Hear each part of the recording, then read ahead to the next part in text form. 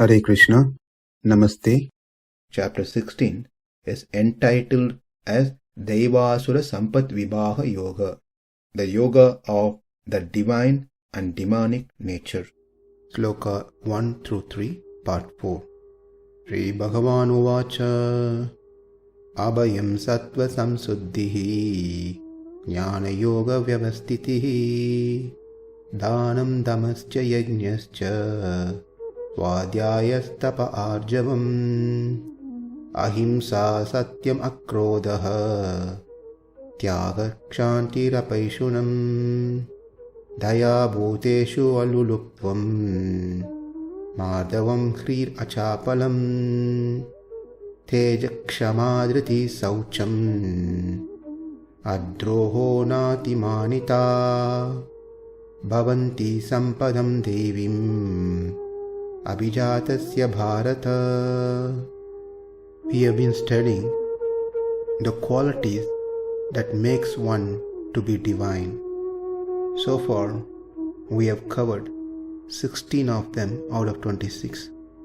Abhayaṁ, fearlessness; sattva-saṁśuddhir, purity of mind; dānaṁ, charity; damaś, controlling the mind; yajñaś, performance of the daily and occasional rites as worship of Krishna with no expectation of reward; svādhyāyas, devoted study of the Vedas with conviction that all the Vedas teach us only about Krishna; tapa, curtailing material enjoyment as advised in the scriptures; ārjavam, oneness of thought, word and deed in one's dealing with others; ahiṁsā, refraining from causing pain to others; satyam, speaking the truth;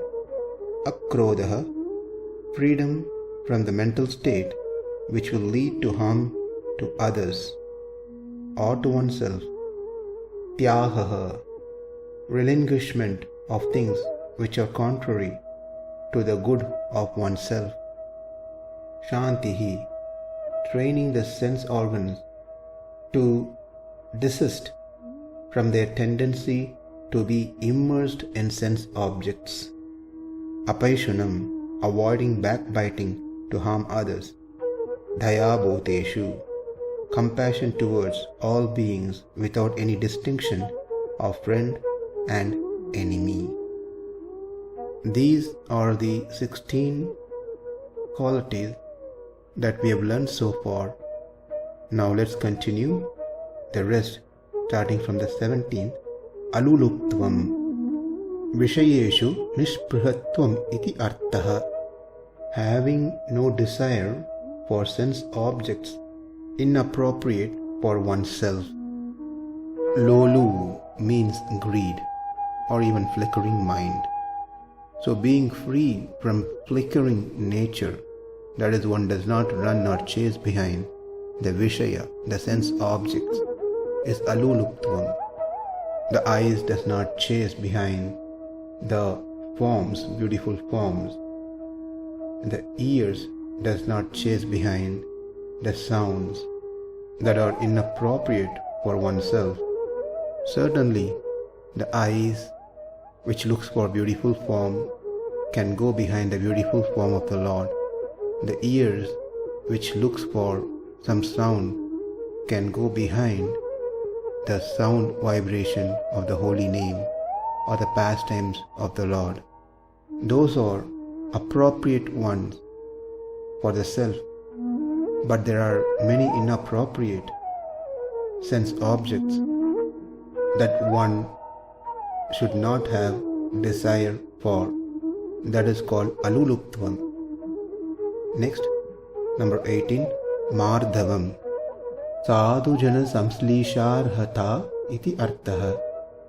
That is, being gentle, soft by nature, not being harsh, not being hard-hearted. If a person is not gentle and soft in his nature, in his dealings, then the good people will not come close to that person.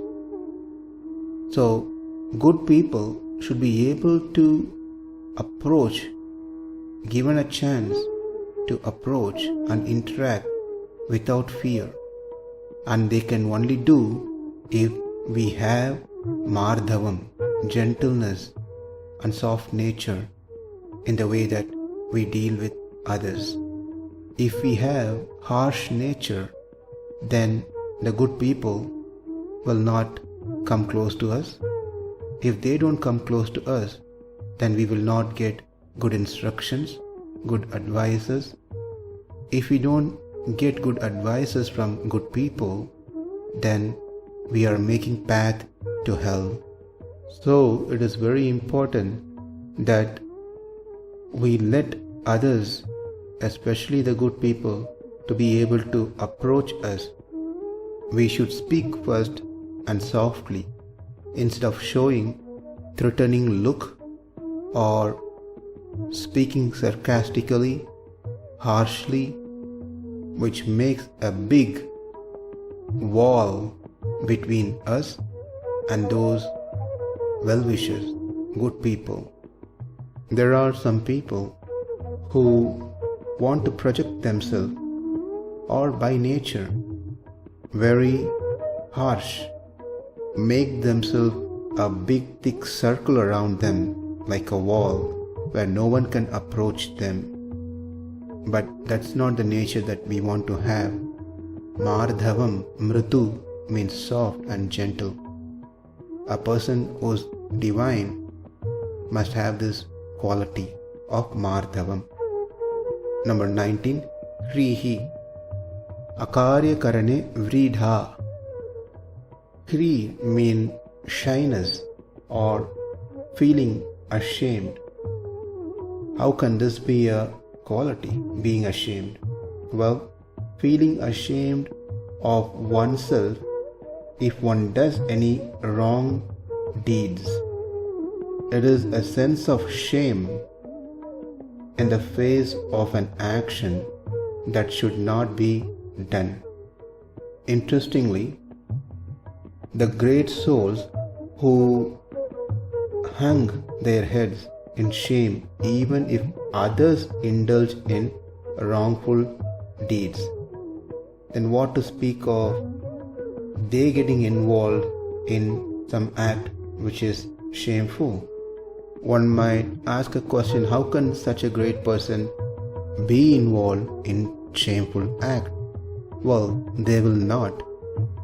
But for some reason, if they were not able to perform their committed service or practices, they feel shameful about it. Or repenting for doing the shameful act, especially against the Shastra, which is a rare case, but if it does happen, then they feel very shameful for their act. But say if someone shows disrespect to us, then we should not feel shameful about that person's act. Rather, we should be not disturbed in this matter, because being a yogi, one should not expect any respect, honor, dishonor, etc. Number 20, acāpalam. Acāpalam, sprihaniya vishaya sannidho acāpalatvaṁ. Chapalam means disturbed, agitated, whereas acāpalam means undisturbed, not being agitated. Sprihaniya vishaya sannidho. Even if an attractive sense object is accessible, is available to our command, one does not get moved by such things. Staying unmoved, even if objects normally attractive to the senses are present close by. We saw damaḥ which is control of the movements of the mind. Then we saw aloluptvaṁ, which is freedom from desire, which is the cause of action, whereas acāpalam is making powerless the proximity of sense object, which could otherwise kindle our desire. Number 21, tejaḥ. It doesn't mean, tejas doesn't mean fire or agni devata. It means tejaḥ durjanair anabhibhavaniyatvam. If we interact with the wicked people without proper thoughts, there is high possibility of them causing us dishonor. One should not give room for such conducts. That is called tejaḥ, being able to punish the wicked and to make it impossible for them to show disrespect. In other words, command respect by their appearance because of their brightness in the face and character. It is not demanding respect. Just by seeing this person, one shows respect. One can never show disrespect to such a person. Tejaḥ. He is brilliant, effulgent by his presence, by his look, and by his character. 22. kṣamā. kṣamā paranimitta pīdānubhave api pareshu tam pratichitta vikārāra hi tatā. Tolerance, forgiveness. When someone does something to us, someone disturbs us, thinking bad about that person and getting angry towards that person is something that we commonly see. But the opposite of that is kṣamā. Seeing that person as no knowledge or doing things out of ignorance, therefore forgive that person and tolerate the situation and not getting angry towards that person is kṣamā. Absence of mental turmoil which leads one to anger without any cause is termed as akrodhas. Even if there is enough provocation, if there is a cause for one to get angry, still absence of such mental turmoil is kṣamā. If someone has not done anything to us, we being good with them or not concerned much about that person is not kṣamā. It is called audāsīnyam. There are people who get angry without any provocation, any cause. Swami Vedanta Desikan, in his Tātparya Chandrika, he names some of them. They are brahmanas, that is vidvans and prohits, women of ill repute, doctors, dogs, cocks and hens. If one come across any of one of them or any other of similar species, he or it will get angry for no reason. The dog barks for no reason when it sees someone, that we know. But if there is a question, why brahmanas, why doctors and so forth, I am not sure, but it has been quoted in one of the commentaries. Number 23, dhṛtiḥ. dhṛtiḥ mahatyam api āpādi kritya kartavyata avadharanam. Dhṛtiḥ means courage. Even when faced with great danger, staying firm in doing one's duty. dhṛtiḥ, which does not mean that having courage to go and fight people on the street. Rather, what it means is one is able to be very courageous in performing their duty in spite of any obstacle comes, any danger comes, maintaining a firm determination to perform actions prescribed by the Shastras, even in dangerous situations. It is said in Mahabharata, Mahat yapadi samprapte smartavyo bhagavan arihi, which means when there is a big danger that comes, one should remember and think of Sri Hari, who alone is capable of protecting us from any dangers. Commonly, when some big danger comes, the tendency is not to remember Krishna, but to start thinking about the danger and worrying about it. Rather than doing that, one should take an easy approach of thinking of Krishna. And that quality of remembering Krishna at any time, especially during the difficult time when there is a big danger comes, is known as dhṛtiḥ, courage. 24. Śaucam, meaning cleanliness. Śaucam bhahyanta karanānaṁ kṛtya-yogyatā śāstriya.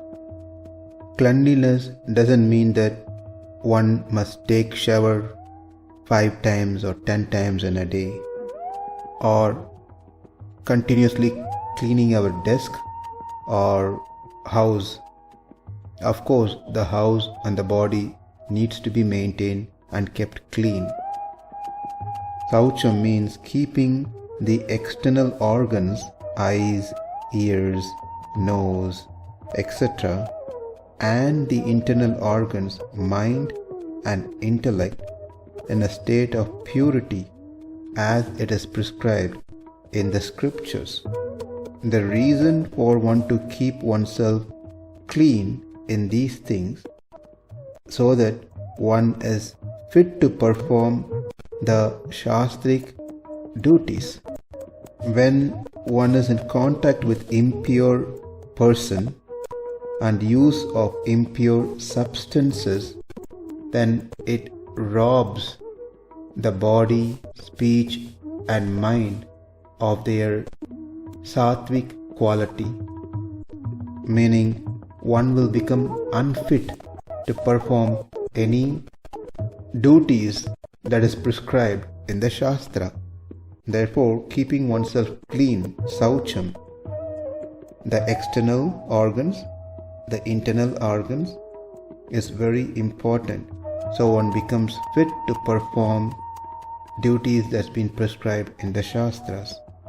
Not only that, śaucam, which means cleanliness, besides keeping one's mind and body clean, it also means keeping a clean dealings with others, not impure dealings with others.